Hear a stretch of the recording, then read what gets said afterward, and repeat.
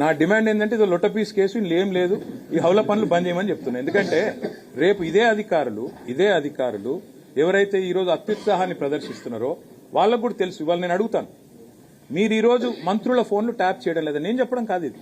కోమటిరెడ్డి వెంకటరెడ్డి గారు, ఒక మంత్రి గారు, ఉత్తమ్ కుమార్ రెడ్డి గారు కొంతమంది జర్నలిస్టులతో మాట్లాడుతూ మా ఫోన్లు మాట్లాడలేకపోతున్నాం మేము, మా ఫోన్లు వింటున్నారు అంటే ఆ జర్నలిస్ట్ గారు ఒక కథనం రాసినారు. ఇంతవరకు ప్రభుత్వం దాన్ని ఖండించిందా? పోలీసు వాళ్ళు ఖండించారా? ఇవాళ మంత్రుల ఫోన్లు వినడం లేదా? ప్రతిపక్ష నాయకుల ఫోన్లు ఈ రాష్ట్రంలో ఇవాళ ట్యాప్ కావడం లేదా?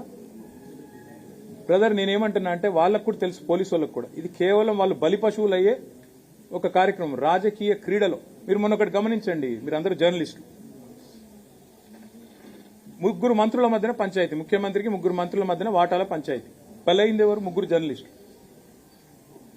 మా దొంతు రమేష్ గారు, సుధీర్ గారు, పరిపూర్ణచారి గారు మొన్న వాళ్ళు అరెస్ట్ అయింది. అసలు వాళ్ళందరూ బాగానే ఉన్నారు. అసలు కథ ఏంది? కాంగ్రెస్ పార్టీలో ఆధిపత్య పోరు, అంతర్గత పోరులో ముగ్గురు మంత్రుల మధ్యన వాటాల పంచాయతీలో ముగ్గురు జర్నలిస్టులు బలి.